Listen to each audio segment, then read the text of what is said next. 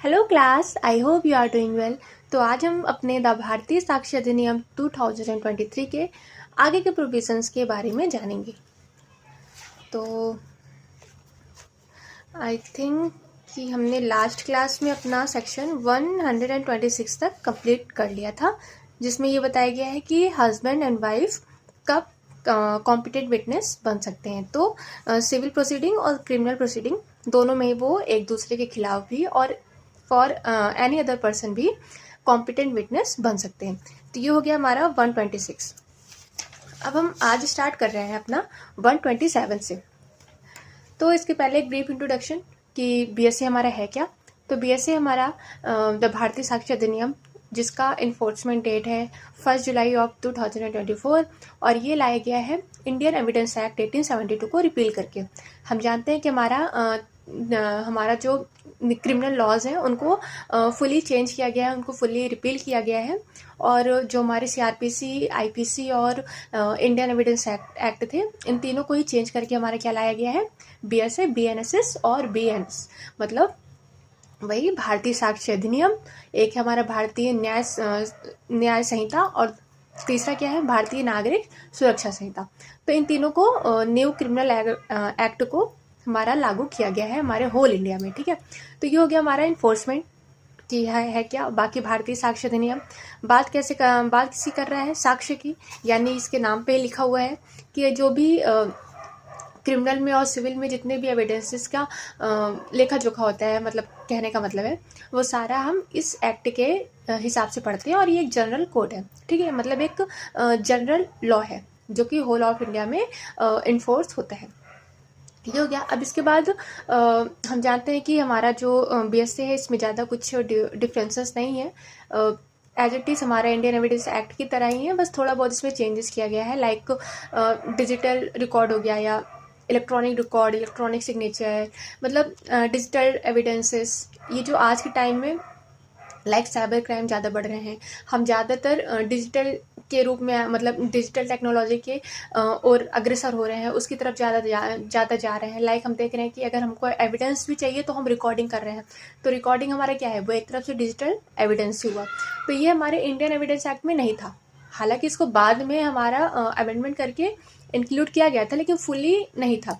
तो हमारा बीएसए इसको फुल फ्लेज मतलब इंक्लूड करता है कि जो डिजिटल रिकॉर्डिंग होती है वो एविडेंस के रूप में एक्सेप्ट की जा सकती है। इसके अलावा ऐसे कुछ शब्द लाइक ब्रिटिशर्स हो गए, या ब्रिटिशर्स कॉलोनी हो गई, क्या कहते हैं, प्रोविंशियल प्रीवी काउंसिल हो गई, या जो भी नाम हमारा जो ब्रिटिश एरा से जुड़ा हुआ था, उन सब चीज़ों को इसमें हटा दिया गया है। लाइक इसमें कहीं कहीं बैरिस्टर, वकील, प्लीडर, ऐसी चीज़ें लिखी थी हमारे इंडियन एविडेंस एक्ट में, लेकिन अब हमारे बीएसए में इन सारी चीज़ों को कंबाइन करके, या हम बोल रहे हैं कि इन सारी चीज़ों को हटा के सिर्फ एडवोकेट के रूप में ला के सामने रख दिया गया है। जैसे कि हम अभी आगे पढ़ेंगे भी कि जहाँ पे हम पहले पढ़ते थे ना कि वकील हैं, बैरिस्टर हैं, प्लीडर हैं, एक ही पर्सन को हम कई नामों से जानते थे, लाइक लॉयर को हम कई नामों से जानते थे, तो उनको सब कैटेगरी वाइज किया गया था हमारे इंडियन एविडेंस एक्ट में। लेकिन हमारा बीएसए क्या करता है कि इन सभी मतलब सभी नामों को चेंज करके या हटाकर सिर्फ एडवोकेट यहाँ पे ला दिया है। और यहाँ पे सिर्फ स्टेट गवर्नमेंट, सेंट्रल गवर्नमेंट के बारे में बात की गई है, और मतलब इसमें ब्रिटिश से जितने भी नाम जो हमारे जुड़े हुए थे पुराने कॉलोनियल एरा के नाम, उन सबको इसमें रिपील कर दिया गया है। तो ये इसका जो बेसिक चेंज है यही है। बाकी एज इट इज़ सारे के सारे थ्योरीज वही हैं, सारी की सारी चीज़ें वही हैं। जो हम केस लॉज पढ़ेंगे, जो हम प्रीवियस केस लॉज पढ़ते थे, लाइक मतलब बहुत से केस लॉज है ना, कि जैसे पाकला नारायण स्वामी का केस लॉ है हमारा, डैंग डिक्लेरेशन हुआ। उसके बाद हम आगे पढ़ते हैं कि क्वीन वर्सेस अब्दुल्ला, मतलब बहुत पुराने केस जो हम पढ़ते हैं हमारे इंडियन एविडेंस एक्ट से रिलेटेड, वही हम इसमें भी पढ़ेंगे थ्योरी वाइज। ठीक है, बस इसमें चेंजेस क्या हुए हैं, सेक्शंस आगे पीछे थोड़ा बहुत हो गया है, 2-3 सेक्शन आगे चला गया, 2-3 सेक्शन पीछे चला गया है। बाकी इसमें कुछ वर्ड को चेंज किया गया है। इसके अलावा बहुत ही मिनिमम चेंज हमारा हुआ है तो भारतीय साक्ष्य अधिनियम में। तो हमारे 5-6 क्लासेस में हमने काफ़ी शॉर्ट फॉर्म में इसको कवर कर लिया है कि बेयर एक्ट आके पढ़ना कैसे है और इसके जो की प्रोविजंस हैं उसको हम कैसे पढ़ें। बाकी ये हमारा, हम जानते हैं कि प्री के लिए है, मेंस के लिए हमको बहुत ज़्यादा डीपली जाना पड़ेगा, लेकिन बेयर एक्ट को समझने के लिए क्लास ये काफ़ी है। तो आज हम अपना स्टार्ट करते हैं फिर सेक्शन 127 से। तो जाहिर सी बात है कि हम कौन सा चैप्टर पढ़ रहे हैं, विटनेस के बारे में, ठीक है। चैप्टर नंबर 9 जो बात करता है विटनेसेस के बारे में। तो हमने इसमें क्या देखा कि कौन टेस्टिफाई हो सकता है, सारे पर्सन जो कि एलिजिबल है, जो किसी क्वेश्चन को समझने के काबिल हैं, उसका आंसर सही सही देने के काबिल हैं, उन सभी पर्सन को हम एज एन विटनेस कॉम्पिटेंट मानते हैं, मतलब उनको टेस्टिफाई किया जा सकता है। इसके अलावा बच्चे भी हमारे कॉम्पिटेंट विटनेस होते हैं अगर वो क्वेश्चन को समझ पा रहे हैं और उसका आंसर अच्छे से दे पा रहे हैं। इसके अलावा मान लो किसी को डिसीज़ है, चाहे वो बॉडी हो माइंड हो, लेकिन वो समझ ही नहीं पा रहा है कि क्वेश्चन उससे क्या पूछा जा रहा है, तो वो एक कॉम्पिटेंट विटनेस नहीं है। इसके अलावा हमने पढ़ा कि डम विटनेस क्या होता है, लाइक ऐसे विटनेस जो कम्युनिकेट नहीं कर सकते हैं, लाइक बोल नहीं सकते हैं, गूंगे होते हैं। तो अगर वो कोई भी एविडेंस अगर वो रिटर्न में दे रहे हैं, लाइक वो लिख के बता रहे हैं, तो उसको भी हम ओरल एविडेंस के रूप में अलाउ करते हैं। फिर हम पढ़े 126 में हस्बैंड वाइफ के बारे में। तो अब विटनेस के रूप में ही हम आगे बढ़ते हैं, जो है जजेस और मजिस्ट्रेट के बारे में। तो सेक्शन 127 जो हमारा इंडियन एविडेंस एक्ट 121 के बारे में बात करता था, इसमें ये बताया जा रहा है कि नो जज and magistrate, no judge or magistrate shall accept upon the special order of some court to which he is subordinate। तो कोई भी जज और मजिस्ट्रेट एज एन विटनेस नहीं लाया जाएगा किसी भी कोर्ट ऑफ लॉ में, जब तक मतलब यहाँ पे एक्सेप्शन दिया हुआ है, जब तक कि उसे कोई ऐसा कोर्ट उसको स्पेशल कोई ऐसा कोर्ट उनको स्पेशल ऑर्डर न दिया हो कि आप आइए और एज एन विटनेस आपके समक्ष क्या क्या हुआ उसको बताइए। मतलब यहाँ पे एक स्पेशल ऑर्डर की ज़रूरत होती है, जो कि उनसे अपर जो कोर्ट ऑफ लॉ होंगे उनके द्वारा दिया जाएगा। तो ये हो गया हमारा सेक्शन 127 जो जजेस और मजिस्ट्रेट को एज एन विटनेस के बारे में बात करता है। और यहाँ पे दूसरे सिनेरियो के क्या दिया हुआ है कि वो जब एग्जामिन होंगे तो उनसे वही चीज़ पूछा जाएगा। मतलब मान लो कोई वो एज एन एक्टिंग जज बैठे थे, ठीक है, एक्टिंग मतलब अपना मजिस्ट्रेट की जो ड्यूटी है उसको कर रहे थे, यानी केस को सुन रहे थे। उनके सामने कुछ ऐसी वारदात हुई जो कि मान लो दूसरे या हायर कोर्ट में गया, ठीक है। तो ऐसी कंडीशन में उनको अगर एज एन विटनेस बुलाया जाता है तो उनसे बस ये पूछा जाएगा कि आखिर वहाँ पे मैटर क्या था, मतलब वहाँ पे हुआ क्या था, बस, और ज़्यादा कुछ नहीं उनसे पूछा जा सकता है। ये हो गया हमारा 127। 128 बात करता है कम्युनिकेशन ड्यूरिंग मैरिज।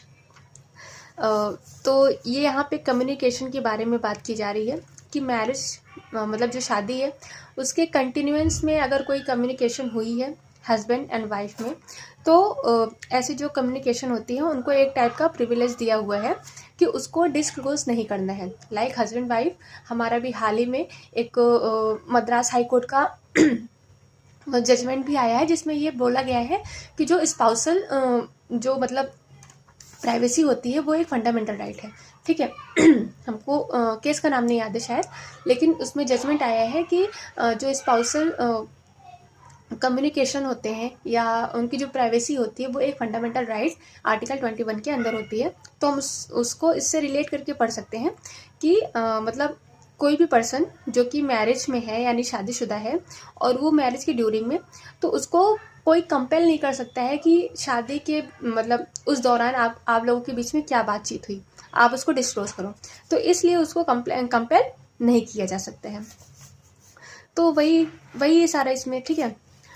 लेकिन इसमें एक्सेप्शन भी दिया हुआ है। अब एक्सेप्शन में क्या दिया हुआ है कि मान लो उनके बीच कोई सूट होता है, उनके बीच कोई केस फाइल होता है, लाइक क्रिमिनल केस हो गया, क्रुएल्टी के बेस पे केस हो गया, अडल्ट्री तो अब है ही नहीं ऑफेंस फिलहाल। मान लो फॉर एग्जांपल क्रुएल्टी के बेस पे उनके ऊपर केस हो गया, प्रोसीडिंग चल रही है, ट्रायल चल रहा है। तो वहाँ पे अगर एक पर्सन प्रोसिक्यूटेड हुआ है फॉर एनी क्राइम और किसके अगेंस्ट, अदर स्पाउसेस के अगेंस्ट, उनके बीच में मतलब इस सिनेरियो में अगला पर्सन जो है वो अपना कम्युनिकेशन डिस्क्लोज कर सकता है भाई, क्योंकि यहाँ पे एक क्रिमिनल मैटर आ गया है। हम आगे ही पढ़ चुके हैं कि वो एक कॉम्पिटेंट विटनेस होते हैं। तो ये हो गया हमारा 128। बाकी जनरल रूल यही है कि ड्यूरिंग मैरिज जो भी कम्युनिकेशन होंगे हस्बैंड एंड वाइफ के बीच में वो डिस्क्लोज़ नहीं किए जा सकते हैं या उनको कोई भी कंपेल नहीं किया जा सकता है डिस्क्लोज़ करने के लिए। अब है हमारा सेक्शन 129 जो बात करता है evidence as to affair of state. तो इसके लिए एक मैगजीम बहुत ही इंपॉर्टेंट है जो है सैल्यूस पॉपुली सुप्रीमा लेक्स, मतलब public welfare is the highest law.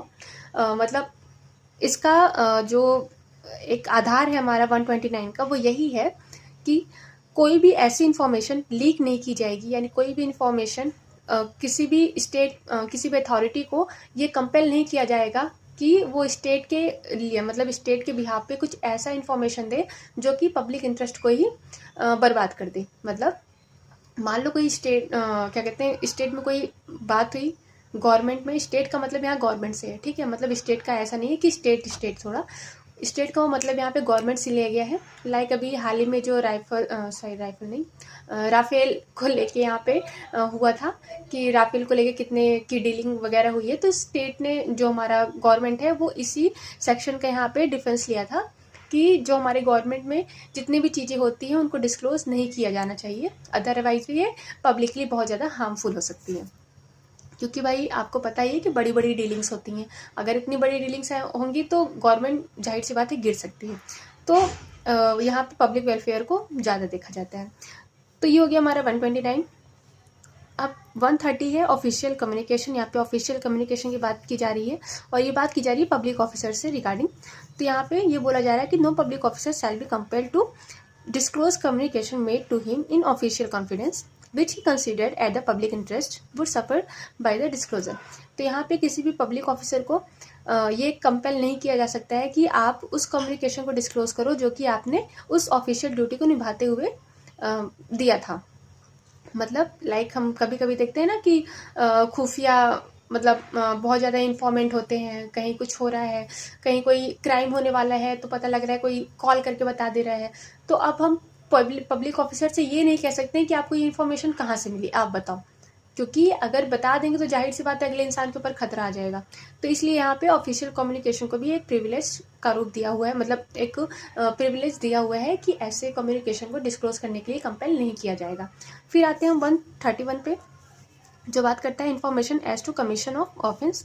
Same वही चीज़ है यहाँ पे मजिस्ट्रेट या पुलिस ऑफिसर, चाहे वो मजिस्ट्रेट हो चाहे पुलिस ऑफिसर हो या यहाँ पे रेवेन्यू ऑफिसर हो, इन तीनों को ये इसलिए कंपेल नहीं किया जाएगा कि आप ये बताइए कि आपको इन्फॉर्मेशन कहाँ से मिल रही है। ये हो गया बना 131।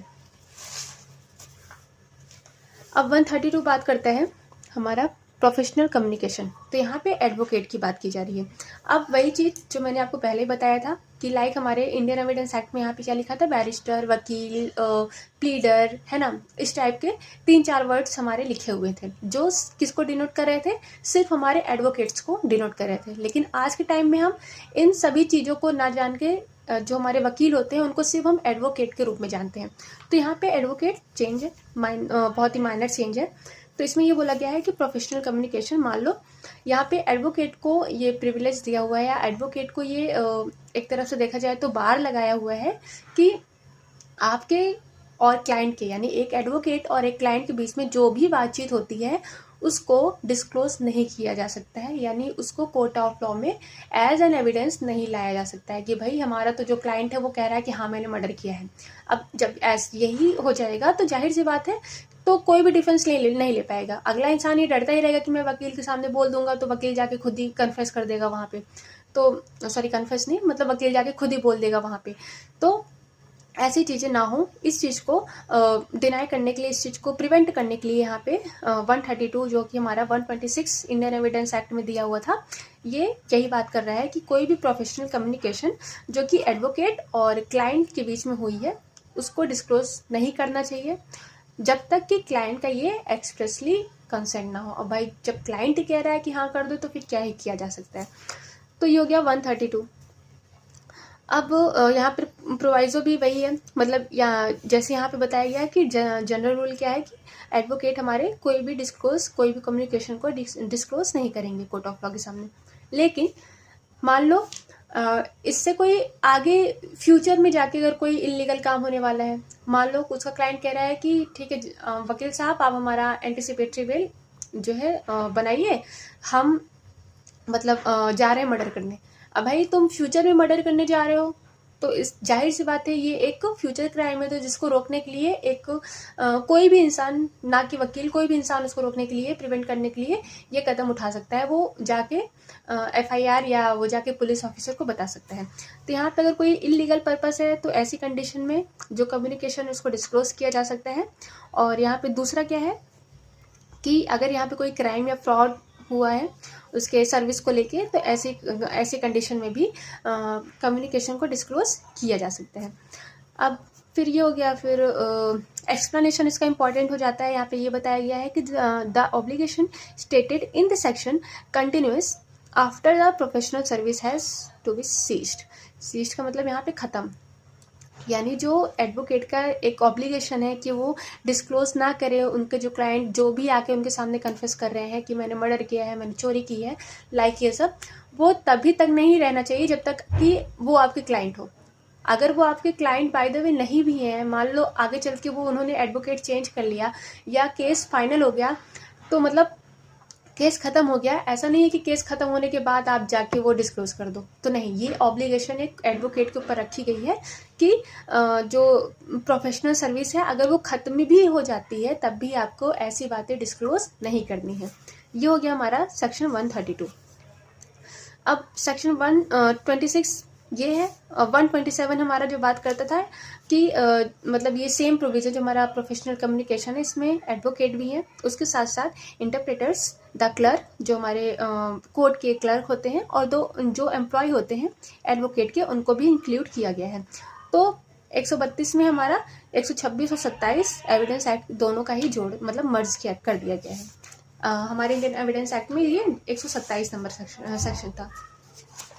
ठीक है, ओके। तो अब फिर हम आते हैं अपने सेक्शन नंबर 133 पे, जो बात करते हैं privilege not waived by volunteering evidence. तो हम जाहिर सी बात है कि बात किससे कर रहे हैं, प्रिविलेज के बारे में, है ना, कि कौन कौन से स्टेटमेंट या कौन कौन से कम्युनिकेशन को प्रिविलेज मिला हुआ है, किनको कोर्ट ऑफ लॉ में नहीं लाया जा सकता है। तो जो हमारा 133 है, 133 है, ये इसी बारे में एक कदम और आगे बढ़ के बोलता है कि if any party of a suit gives evidence, यानी कोई भी पार्टी, जो सूट है हमारा यानी प्लेंटिव डिफेंडेंट, कोई भी उसमें से कोई भी पार्टी अगर एविडेंस दे रही है एट इज ओन स्टेंस, अपने मतलब अपने अनुसार कोई एविडेंस दे रही है, अपने आप ही कोई एविडेंस दे रही है, और अदरवाइज, तो ही शैल नॉट बी डीम्ड, तो मतलब ऐसा नहीं माना जाएगा कि उन्होंने कंसेंट दिया है कि आप इसको जाके डिस्क्लोज करो। कैसे, अंडर सेक्शन 132, हमारा 132 जाहिर सी बात है मना करता है डिस्क्लोज करने के लिए। तो यहाँ पे अगर कोई पार्टी है जो कि एविडेंस दे रही है, खुद से एविडेंस दे रही है, और किसको दे रही है, एडवोकेट को एविडेंस दे रही है, तो ऐसा नहीं माना जाएगा कि उन्होंने ये कंसेंट दे दिया है कि हाँ मैंने आपको ये एविडेंस दे दिया है, आप जाके इसको दे दो, कोर्ट ऑफ लॉ में पकड़ा दो और हमको भी पकड़ा दो। तो ऐसा नहीं है, यहाँ पे ऐसा नहीं माना जाएगा कि उन्होंने कंसेंट दिया है इस चीज़ को डिस्क्लोज करने के लिए। और आगे चल के इन फ्यूचर अगर मान लो कोई भी party, any party of the suit, कोई भी पार्टी उस एडवोकेट को कॉल करती है, यानी उन एडवोकेट को बुलाती है कैसे, एज एन विटनेस। ठीक है, एडवोकेट को as an witness court of law में बुलाया गया है कि आप बताइए कि अगला पर्सन आपसे क्या बोला था, आपको क्या एविडेंस दिया था। तो ऐसी कंडीशन में जो हमारे वकील साहब है, मतलब जो हमारे एडवोकेट है, he would not be at liberty to disclose, मतलब उनको यहाँ पे लिबर्टी नहीं है, उनको यहाँ पे फ्रीडम नहीं दी हुई है कि आपको एज एन विटनेस भी बुलाया गया है तो आप जाके वहाँ पे सब कुछ बक दो। मतलब एक तरफ से यहाँ पे भी प्रिविलेज दिया हुआ है कि किसी भी तरह का कम्युनिकेशन अगर क्लाइंट और एडवोकेट के बीच में हुआ है, चाहे वो केस शुरू होने के पहले हो, केस के दौरान हो या केस के बाद हो, वॉलेंटरी हो इनवॉलेंटरी हो, आपको वो डिस्क्लोज नहीं करना है। तो ये हो गया हमारा 133। अब 134 क्या बात करता है, confidential communication with legal adviser. तो अभी तक हमने एडवोकेट के बारे में सुना, 132 133 एडवोकेट्स के बिहाफ पे हमारा जो कम्युनिकेशन होता है उसके लिए हम बताए हैं। अब 134 हमारा लीगल एडवाइजर बताया जा रहा है कि कोई भी कॉन्फिडेंशियल मतलब कोई भी गोपनीय कम्युनिकेशन हो रही है जो कि लीगल एडवाइज़र जो है वो अपने क्लाइंट को दे रहे हैं। लाइक लीगल एडवाइज़र वही होते हैं जो लीगली एडवाइस करते हैं लोगों को कि आपको क्या क्या करना चाहिए। एडवोकेट वो होते हैं जो डिफेंड करते हैं कोर्ट ऑफ लॉ में जाके, है ना। तो अगर कोई कम्युनिकेशन यहाँ पे दिया जा रहा है कॉन्फिडेंशियल वो मतलब गोपनीय है, तो उसको भी मतलब उसको भी कंपेल नहीं किया जाएगा कि आप इस कम्युनिकेशन को डिस्क्लोज करो। ये हो गया हमारा 134। अब हम आते हैं अपने सेक्शन नंबर 135 में। 135 में क्या बताया गया है? Protection of title deeds of witness not a party. यानी यहाँ पे title deed of witness not a party, no witness who is not a party of suit, मतलब कोई भी विटनेस नहीं जो कि उस पार्टी का सूट नहीं है, shall be compare to produce his title deed to any property और एनी डॉक्यूमेंट, मतलब ये communicate unless he has agreed in writing to produce them with the person seeking the protection of such deed or some person through whom he claims। तो यहाँ पे वही कि कोई भी विटनेस है, कोई भी पर्सन है जिसको एज एन विटनेस आप लाए हो कोर्ट ऑफ लॉ में, और वो पार्टी का सॉरी वो किसी भी सूट की पार्टी नहीं है, मतलब ना तो वो डिफेंडेंट है ना तो वो प्लेंटिफ है, वो बस एक सीधा साधा बेचारा विटनेस है। तो आप उस विटनेस को इसलिए कंपेल नहीं कर सकते हो कि तुम्हारे पास जो टाइटल डीड है, तुम्हारे पास जो डॉक्यूमेंट है उसको प्रोड्यूस करो, ठीक है, नहीं तो तुमको क्रिमिनेट कर दिया जाएगा, तुमको प्रोजिक्यूट कर दिया जाएगा वगैरह वगैरह, डरा धमका के। तो यहाँ पे विटनेस को ही एक मतलब दिया गया है, क्या कहते हैं उसे, एक तरफ से सेव किया गया है विटनेस को कि उनको टाइटल डेट्स को नहीं प्रोड्यूस करना है तब तक जब तक कि वो खुद से ये एग्री ना हो इन राइटिंग कि हाँ वो उस टाइटल डेट को प्रोड्यूस करना चाहते हैं कोर्ट ऑफ लॉ में। ये हो गया हमारा 135। अब 136 हमारा प्रोडक्शन ऑफ डॉक्यूमेंट और electronic record which another person having position could refuse to produce. Same 135 136 वही है। यहाँ पे क्या बात कर रहा है कि no one shall be compelled to produce document, मतलब किसी भी पर्सन को कंपेल नहीं किया जा सकता है प्रोड्यूस करने के लिए ऐसे डॉक्यूमेंट के जो कि उनके पोजीशन में हो। अब चाहे वो डॉक्यूमेंट हो चाहे इलेक्ट्रॉनिक रिकॉर्ड हो, अंडर हिज कंट्रोल, ठीक है। इलेक्ट्रॉनिक रिकॉर्ड्स मतलब लाइक वीडियो वगैरह अगर उनके कंट्रोल में है तो उनको कंपेल नहीं किया जा सकता है कि आप इसको कोर्ट ऑफ लॉ में प्रोड्यूस करो। which any other person would be entitled to refuse to produce if they were in his possession or control unless such last mentioned मतलब 135% consent to their protection। वही चीज किसी भी person को document या electronic record जो कि उसके कंट्रोल में है उसको प्रोड्यूस करने के लिए कंपेल नहीं किया जाएगा। अगर वो मना कर रहा है साफ साफ कि मुझे नहीं देना है कोर्ट ऑफ लॉ में तो उसको कंपेल नहीं किया जाएगा जब तक कि वो जो पर्सन है वो खुद से ही ये कंसेंट ना दे दे कि हाँ मैं देने के लिए तैयार हूँ, ठीक है। अब ये हो गया 135 136, ये रीड विथ मतलब एक साथ ही इसको मिला के पढ़ा जाता है। अब 137 जो हमारा 132 ये इंपॉर्टेंट क्वेश्चन हो जाता है हमारे प्री के लिए भी। अब ये बात करता है witness not excused from answering on ground that answer will criminate. तो इतना बड़ा ना पढ़ के इसको सिंपल लैंग्वेज में पढ़ते हैं कि हमारा जो कॉन्स्टिट्यूशन का आर्टिकल 20 का क्लॉज 3 है वो बात करता है डॉक्ट्रिन ऑफ सेल्फ इंक्रिमिनेशन। तो इसमें यही बोला जा रहा है कि कोई भी विटनेस है उसको मतलब ऐसे आंसर को देने के लिए कंपेल नहीं किया जाएगा या वो ऐसे आंसर को देने के लिए एक्सक्यूज नहीं है जो कि उसको खुद को क्रिमिनल बना दे। भाई अब कोई स्टेटमेंट है, हम जान रहे हैं कि हम इसको दे देंगे तो बात मेरे ऊपर आ जाएगी, ठीक है, हम खुद ही यहाँ पे क्रिमिनल बन जाएंगे। तो ऐसी कंडीशन में विटनेस को यहाँ पे प्रिविलेज दिया हुआ है कि वो ऐसे आंसर को ना दे या दे, ये उनकी मर्जी है, इसके लिए उनको क्रिमिनेट नहीं किया जाएगा। तो क्या कहते हैं हमारा आर्टिकल 20 का क्लॉज 3 जो है इसी से रिलेटेड बात करता है। तो अब ये सूट सिविल क्रिमिनल किसी में भी हो सकता है, ठीक है। अब फिर इसके बाद हमारा आता है 138, यहाँ पे जो प्रोवाइडेड है इसको भी आप देख लीजिएगा कि नो सच आंसर विच मतलब कोई भी ऐसा answer which are witness shall be compelled to give subject to him arrest and prosecution. कोई भी जो आंसर है वो विटनेस को कंपेल नहीं कर सकती है कि वो अरेस्ट और प्रोसिक्यूशन का सब्जेक्ट हो except the prosecution except a prosecution for giving false evidence, except कि वो फॉल्स एविडेंस दे। मतलब एक तरफ से देखा जाए तो जो विटनेस है उनको सिर्फ फॉल्स एविडेंस देने के लिए ही क्रिमिनेट किया जा सकता है। सॉरी मेरा टंग स्लिप बहुत हो रहा है तो मतलब फॉल्स एविडेंस देने के लिए उनको क्रिमिनेट किया जा सकता है। तो एक्सेप्शन में बस यही है 137 20 के क्लॉज 3 से मिला जुला के पढ़िएगा, आपको समझ में आएगा, ठीक है। मतलब कोई भी ऐसी बात नहीं कहनी है जिससे हम खुद ही क्रिमिनल बन जाएं।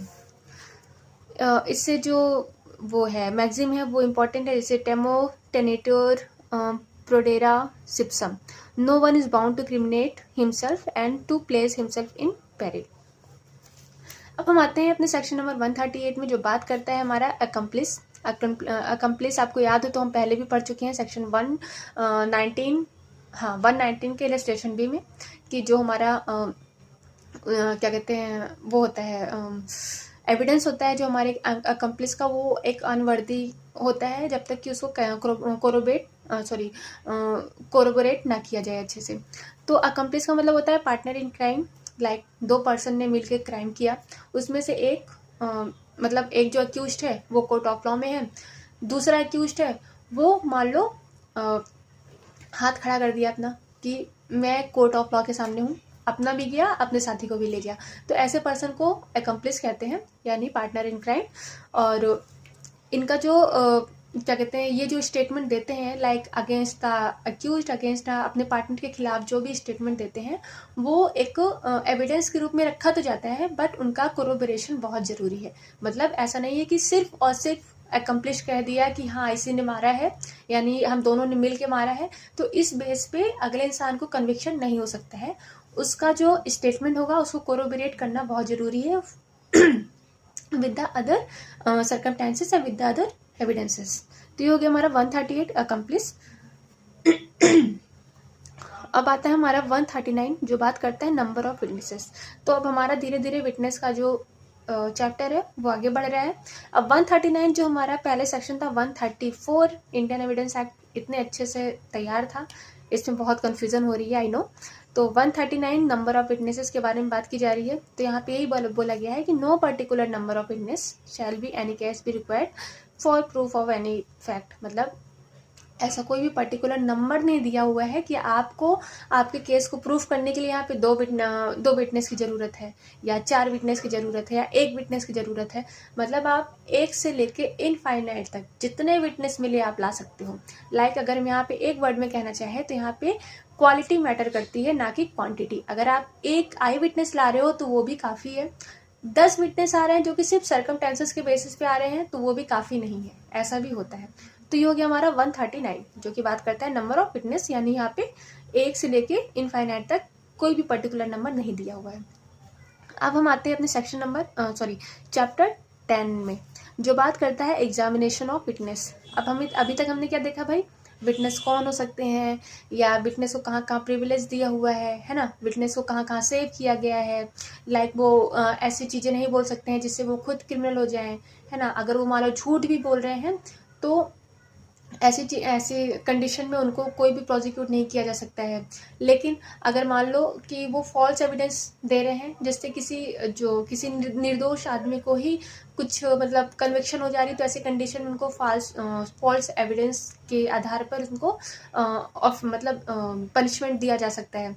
तो अभी तक हमने देखा विटनेस के इन सब चीज़ों के बारे में। अब हम देखते हैं कि विटनेस जो हमारे कोर्ट ऑफ लॉ में आएंगे उनको एग्जामिन कैसे करना है, उनको एग्जामिन करने का मैनर क्या होता है, मोड क्या होता है, ठीक है, कैसे कैसे सीक्वल वाइज हम उनको एग्जामिन करते हैं। तो उसके बारे में हमारा चैप्टर नंबर 10 बात करता है। तो पहले ये था हमारा 135, यहाँ पे बताया गया कि ऑर्डर, किस ऑर्डर में प्रोड्यूस करना है विटनेस को और किस ऑर्डर में उनको एग्जामिन करना है। तो ये हमारा 135 इंडियन एविडेंस एक्ट में दिया होता। 140(5) का हेर फेर है, यानी 135 हमारा इंडियन एविडेंस एक्ट है, 140 हमारा भारतीय साक्ष्य अधिनियम यानी BSA है। तो 140 में क्या बताया जा रहा है, order of production and examination of witness. तो यहाँ पर प्रोडक्शन की बात की जा रही है और एग्जामिनेशन की बात की जा रही है, उसके ऑर्डर के बारे में बात की जा रही है। तो the order in which witnesses are produced and examine shall be regulated by law, यानी उनका जो ऑर्डर होगा वो कैसे होगा, या तो रेगुलेटेड बाई लॉ जैसे लॉ में लिखा है वैसे हो, और मान लो बाई चांस हमारा लॉ में ऐसा कुछ दिया ही नहीं हुआ है, ऐसा कोई ऑर्डर ही नहीं दिया हुआ है कि उनका प्रोडक्शन कैसे करना है, तो ऐसी कंडीशन में जैसा कोर्ट का डिस्क्रिप्शन होगा, यानी कोर्ट में जो जज साहब हैं वो जैसे कहेंगे उसी हिसाब से उनका प्रोडक्शन होगा और उसी हिसाब से विटनेस का एग्जामिनेशन होगा। तो ये हो गया हमारा 140। अब हम आते हैं अपने सेक्शन नंबर 141 में, जो बात करता है जज to decide as a admissibility of evidence. तो यहाँ पे एविडेंस की एडमिसिबिलिटी के बारे में बात की जा रही है कि जो एविडेंस कोर्ट ऑफ लॉ में लाया जा रहा है वो किस हद तक एडमिसिबल है, मतलब वो एडमिसिबल है भी या नहीं। तो ये जो डिसाइड करने का काम होता है वो होता है हमारे जज साहब का, ना तो एडवोकेट ये डिसाइड करते हैं कि ये एविडेंस चल जाएगा, और ना तो वो जो सूट के पार्टीज हैं वो डिसाइड करती हैं कि मतलब कोई भी एविडेंस अगर कोर्ट ऑफ लॉ में लाया जा रहा है तो वो एडमिसिबल है या नहीं है, वो काम किसका होता है, जज का होता है। तो ये हमारा 141 इसी से रिलेटेड बात करता है। एक तरफ से देखा जाए तो 141 हमारे जजेस पावर की बारे में बात की जा रही है। यहाँ पे जज की पावर होती है कि वो किसी भी एविडेंस को चाहे तो एडमिसिबल करे या तो ना करे। It is a discretion of the court. तो यहाँ पे यही मतलब इतना ब्रॉडली ना जाके शॉर्ट फॉर्म में अगर देखा जाए तो यहाँ पे इधर पार्टी, कोई भी पार्टी अगर प्रपोज करती है, किसी भी एविडेंस को देती है, तो यहाँ पे जज जो है वो पूछ सकते हैं कि आप किस मैनर में इस फैक्ट को कोर्ट ऑफ लॉ में ला रहे हैं, क्या ये रेलिवेंट फैक्ट है। और अगर अदर पार्टी यानी जो पार्टी उसको ला रही है कोर्ट ऑफ लॉ में, अगर उन्होंने ये प्रूव कर दिया कि हाँ ये रेलिवेंट फैक्ट है और ये एक रेलिवेंट एविडेंस है, तो ऐसे कंडीशन में जो जज होते हैं उसको एडमिट करते हैं, यानी उसे एज एन एविडेंस एडमिट करते हैं। ये हो गया हमारा 141 जो कि बात करता है एडमिसिबिलिटी ऑफ एविडेंस के बारे में। लाइक हमारा जो हमने देखा ही था भाई, एविडेंस अभी तक हम एविडेंस ही पढ़ते पढ़ते आ रहे हैं। लाइक डीडी सबसे बड़ा है ना, तो डीडी जो हमारा डाइंग डिक्लेरेशन है वो एडमिसिबल है या नहीं है। अब उसको एडमिसिबल करने के लिए जाहिर सी बात है को जो एडवोकेट है यानी जो पार्टी है उनको ये दिखाना पड़ेगा कि ये रेलिवेंट फैक्ट है, ऐसा ऐसा सर्कमस्टेंसेस हुआ और ये एक रेलिवेंट मतलब स्टेटमेंट है और ये एक एविडेंस के रूप में है, ठोस सबूत है। तो ऐसी कंडीशन में जज जो है वो चाहे तो उस डीडी को, उस डाइंग डिक्लेरेशन को एडमिसिबल करे या तो ना करे। तो ये 141 इसी से रिगार्डिंग बात करते हैं। अब सेकंड में वही है कि if the fact propose to be proved, जिस फैक्ट को प्रूव करने के लिए प्रपोज किया गया है, one of which evidence is admissible only upon proof of some other fact, यानी एक जो फैक्ट है वो दूसरे फैक्ट पे ऊपर टिका हुआ है। यानी मान लो यहाँ पे एक फैक्ट है, क्या कहते हैं, फॉर एग्जांपल हम अगर फॉर एग्जांपल देखें, अगर हम इसका इलस्ट्रेशन भी देखें तब भी हम समझ जाएंगे। लाइक हाँ, यही देखते हैं इसका। If it is propose to prove a statement about a relevant fact by a person alleged to be dead. अब यहाँ पे एक स्टेटमेंट है जिसको एक पर्सन प्रूव करना चाहता है कि जो पर्सन है, जो विक्टिम है, वो मर चुका है। ठीक है, यानी यहाँ पे डाइंग डिक्लेरेशन के बारे में मरते मरते उन्होंने क्या दिया है, एक स्टेटमेंट दिया हुआ है जिसको एज एन डाइंग डिक्लेरेशन हमारे कोर्ट ऑफ लॉ में प्रोड्यूस किया गया है। अब ये हो गया। अब ये जो डाइंग डिक्लेरेशन है इसको कैसे आप कोर्ट ऑफ लॉ में लाएंगे, तो इसको लाने के लिए पहले आपको ये प्रूव करना पड़ेगा कि जिसने वो डिक्लेरेशन दी है वो पर्सन मरा है या जिंदा है ना। पहले तो ये प्रूव करो कि जिसने वो डिक्लेरेशन दी है वो मर चुका है। तो जब मर चुका है, अगर इस चीज को अगर आपने प्रूफ कर दिया कि जो अगला पर्सन है वो मर गया है, तभी उसका जो डाइंग डिक्लेरेशन है वो as a DD, as an evidence of dying declaration court of law में एडमिसिबल होगा। तो ये मतलब कि एक फैक्ट है जो कि दूसरे फैक्ट के ऊपर मतलब उसी के ऊपर बर्डन है, यानी उसी के ऊपर एक तरह से बेस्ड है कि एक फैक्ट आप प्रूफ करो, दूसरा अपने आप ही प्रूफ हो जाएगा। तो ऐसी कंडीशन में आपको पहला ही प्रूफ करना पड़ेगा। ये हो गया दूसरा। अब थर्ड इसका क्या बोलता है कि if a relevancy of one alleged fact depend upon another. यहाँ पे भी वही बात की जा रही है कि अगर कोई एलिजेड फैक्ट है जो कि डिपेंड करता है अनदर एलिजेड फैक्ट पे, दो एलिजेड यहाँ पे फैक्ट दिए हुए हैं, एक एलिजेड फैक्ट दूसरे एलिजेड फैक्ट पे क्या कहते हैं डिपेंड कर रहा है। तो यहाँ पे जज चाहे तो वो ये भी कह सकते हैं कि ठीक है तुम पहला जो फैक्ट है उसको लाओ, उसको प्रूव करो, या तो वो ये भी बोल सकते हैं कि जो दूसरा फैक्ट है आप उसको प्रूव करो, मतलब वाइस वर्सा। को ये कोर्ट की डिस्क्रिप्शन होती है कि वो कौन से प्रूफ को पहले सुनना चाहते हैं। तो ये हो गया हमारा 3। और जो हमारा एक्सेप्शन है, मतलब ये 3 है, ये हमारा 1 और 2 का एक्सेप्शन है। अब आते हैं हम 142, इसके सारे इलस्ट्रेशन देख लीजिएगा, सारे इंपॉर्टेंट हैं। इलस्ट्रेशन देखेंगे तो आपको सेक्शन भी काफ़ी हद तक समझ में आ जाएगा। आई होप कि आपको समझ में आ भी गया होगा कि एविडेंस की एडमिसिबिलिटी जजेस कैसे डिसाइड करते हैं। ठीक है, अब आ गया हमारा 142 जो बात करता है एग्जामिनेशन ऑफ विटनेसेस के बारे में। अभी तक हमने क्या देखा, ऑर्डर क्या रहेगा प्रोटेक्शन का, कि या तो वो रेगुलेटेड बाय लॉ हो, या तो अगर कोई लॉ ऐसा नहीं दिया है तो वो जैसे जज चाहेंगे या जैसे कोर्ट ऑफ लॉ चाहेगी उस बेस पे उनका प्रोटेक्शन होगा, उनका एग्जामिनेशन होगा। चलो ये तो जान लिए। अब आ गया हमारे यहाँ पे एग्जामिनेशन की बात की जा रही है, किस ऑर्डर में हमारे जो विटनेस हैं उनका किस ऑर्डर में एग्जामिन किया जाएगा। तो यहाँ पे 3 एग्जामिन हम जानते हैं बहुत अच्छे से, एग्जामिनेशन इन चीफ, दूसरा होता है हमारा क्रॉस एग्जामिनेशन, तीसरा होता है हमारा री एग्जामिनेशन। तो यहाँ पे किसी भी विटनेस को 3 पड़ाव से होके गुजरना पड़ता है। सबसे पहला हमारा जो होता है वो होता है एग्जामिनेशन चीफ, जो कि उसी पार्टी के द्वारा किया जाता है, उसी एडवोकेट के द्वारा किया जाता है जिन्होंने उस विटनेस को बुलाया हो। लाइक मेरा केस है, हम एडवोकेट हैं, हम ही उस विटनेस को बुलाए हैं, तो उस विटनेस का जो एग्जामिनेशन एंड चीफ होगा वो हम ही करेंगे। ठीक है, फॉर ऐसे मतलब जिन्होंने उस विटनेस को बुलाया है वही अगर उस विटनेस को एग्जामिन करते हैं तो उसको एग्जामिनेशन इन चीफ कहते हैं। अब क्रॉस एग्जामिनेशन क्या होता है, तो क्रॉस एग्जामिनेशन होता है जब विटनेस का जो एग्जामिनेशन है बाय द एडवर्स पार्टी किया जाता है। मतलब एडवर्स पार्टी मतलब मैंने विटनेस को बुलाया, ठीक है, मैंने किया उसका एग्जामिनेशन एंड चीफ। अब मैं जिसके अगेंस्ट में हूँ, अगला जो एडवोकेट होगा वो एडवर्स पार्टी होगा, वो जब मेरे ही विटनेस से सवाल जवाब करेंगे तो वो होता है हमारा क्रॉस एग्जामिनेशन। अब 3rd नंबर पे आता है री एग्जामिनेशन। अब चलो ठीक है, क्रॉस एग्जामिनेशन हो गया, ठीक है, जो एडवर्स पार्टी उन्होंने अपने सवाल जवाब अच्छे से कर लिए। अब फिर से मैं ही अपने विटनेस को बुलाती हूँ और फिर से री एग्जामिन उनका करती हूँ कि ठीक है अब आप फिर से बताइए।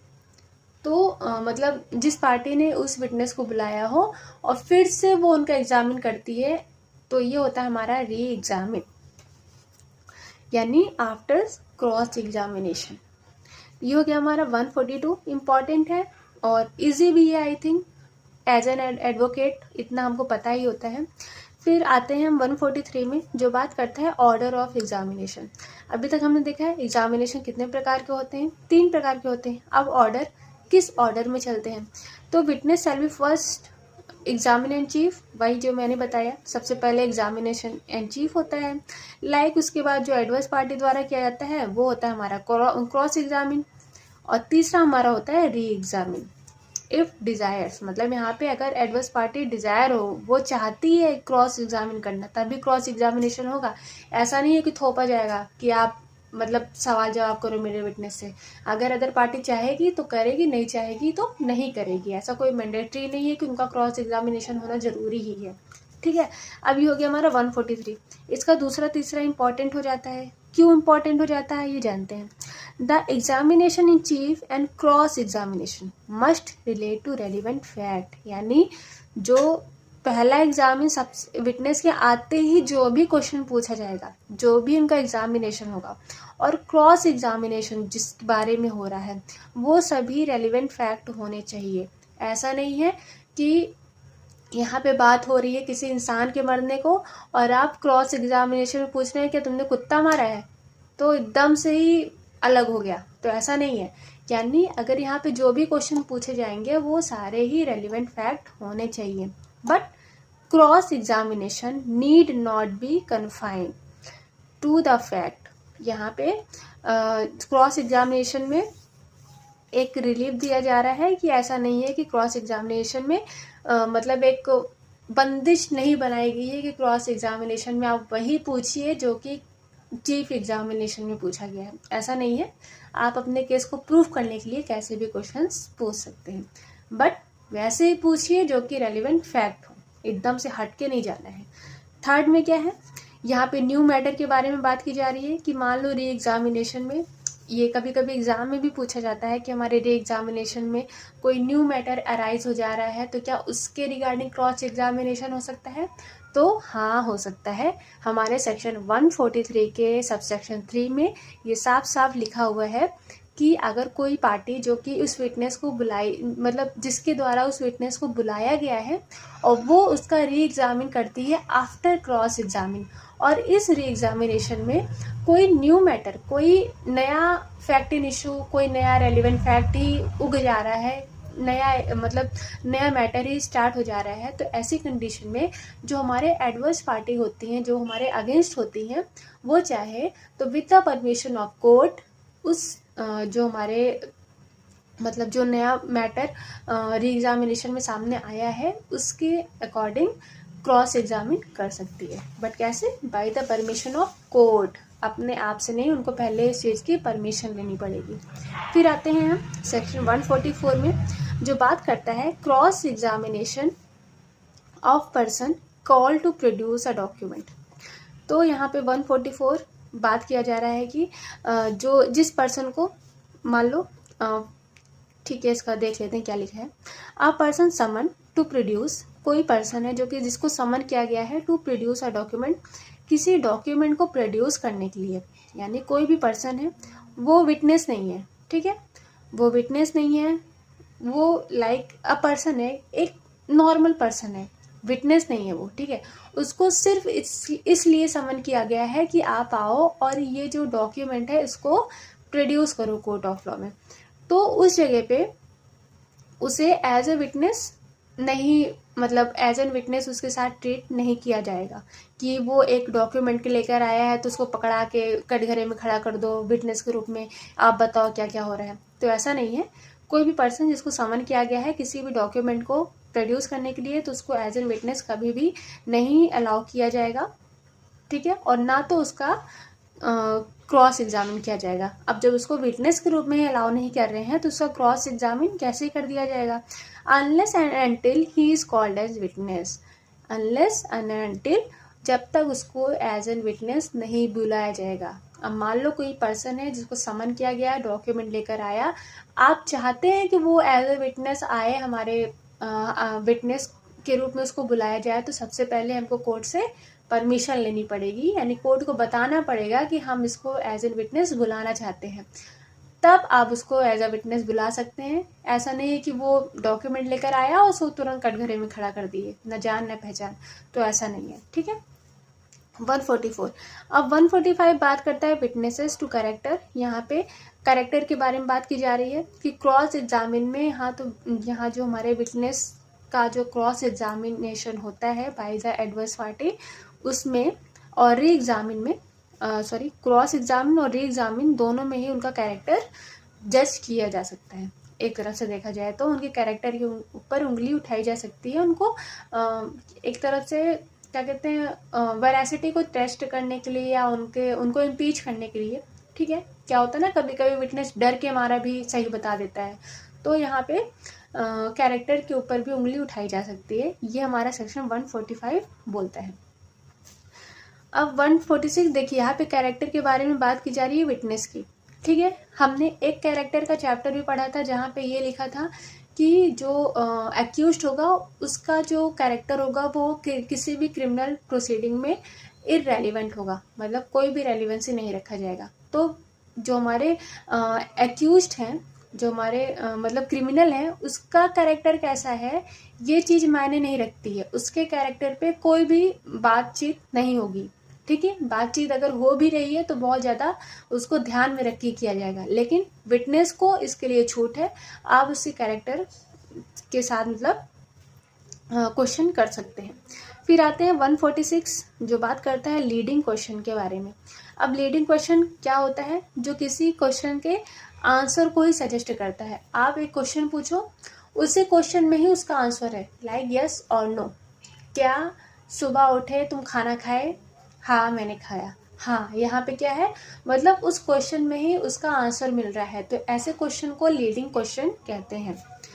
तो पहले 146, 141, 142 में दिया हुआ था, 143 में दिया हुआ था, तो अब इसको सब मर्ज कर दिया गया है एक में ही। तो लीडिंग क्वेश्चन जो हमारे आंसर को सजेस्ट कर रहे हैं, ये होते हैं हमारे लीडिंग क्वेश्चन। इसका दूसरा ये बताया गया है कि लीडिंग क्वेश्चन कहाँ नहीं पूछा जाएगा। तो एग्जामिनेशन इन चीफ और री एग्जामिन में किसी भी प्रकार के लीडिंग क्वेश्चन नहीं पूछे जा सकते हैं। अगर आपको पूछना भी है तो उसके लिए कोर्ट की परमिशन लेनी पड़ेगी। तीसरे में क्या बताया गया है तीसरे में क्या बताया गया है कि the court shall permit leading question as to matter which introductory और अनडिस्प्यूटेड। मतलब जो लीडिंग क्वेश्चन है कोर्ट परमिट कर सकती है या परमिट करेगी उन चीज़ों के लिए, उन मैटर्स के लिए जो कि इंट्रोडक्टरी है और अनडिस्प्यूटेड है, मतलब जिनका होना जरूरी है। एक तरफ से देखा जाए तो क्या आपका नाम सुनील कुमार है? हाँ है। तो इन सब जैसे फॉर एग्जांपल ऐसे क्वेश्चन को पूछने के लिए कोर्ट ऑफ लॉ परमिट करेगी। अब हमारा 4 जो कि हमारा 143 में दिया होता है इंडियन एविडेंस एक्ट में, वो हमारा हो गया 146 के सब सेक्शन 4 में, जो बात करता है लीडिंग क्वेश्चन कब पूछा जाएगा। तो लीडिंग क्वेश्चन में be asked in cross examination. अब जो हमारे ये हाँ ना वाले क्वेश्चन होते हैं ना, किसी भी चीज़ को किसी भी विटनेस को इम्पीच करने के लिए, उनसे सच उगलवाने के लिए, क्या तुमने ऐसा किया था? क्या तुम वहाँ गए थे? अच्छा तुमने ये देखा था? अच्छा तुमने वो देखा था? इस टाइप के जो क्वेश्चन होते हैं लीडिंग क्वेश्चन, ये हमेशा क्रॉस एग्जामिनेशन में पूछे जाते हैं, ना कि हमारे चीफ और ना कि हमारे री एग्जामिनेशन में। ये हो गया हमारा 146 लीडिंग क्वेश्चन। ये इंपॉर्टेंट प्रोविजंस हैं तो इसको ध्यान से पढ़िएगा। फिर हम आते हैं अपने सेक्शन नंबर 147 जो बात कर रहा है evidence as to matter in writing. फिर उसके बाद हमारा कंट्राडिक्शन आ जाएगा, फिर हमारा जाएगा क्वेश्चन लॉफुल इन क्रॉस एग्जामिनेशन, और अभी थोड़े बहुत सेक्शंस बचे हुए हैं। तो आज के लिए बस इतना, यानी आज हमने सेक्शन 127 से लेके 146 तक कवर कर लिया है, लाइक 20 सेक्शंस हमने कवर कर लिए हैं, और बहुत ही शॉर्ट फॉर्म में, कम समय में। और आई होप कि आपको ये समझ में आया हो, और अगर आपको ये वीडियोस अच्छी लगी हो तो डू लाइक शेयर सब्सक्राइब, और अगर आपको कोई सजेशन देना हो तो आप दे सकते हैं। अदरवाइज आई होप कि आपकी दिवाली बहुत सेफली बीती हो, और बी हैप्पी एंड प्रिपरेशन हमारी जारी रहेगी, और आगे की क्लासेस जल्दी ही आएंगी। तब तक के लिए keep it up and thank you.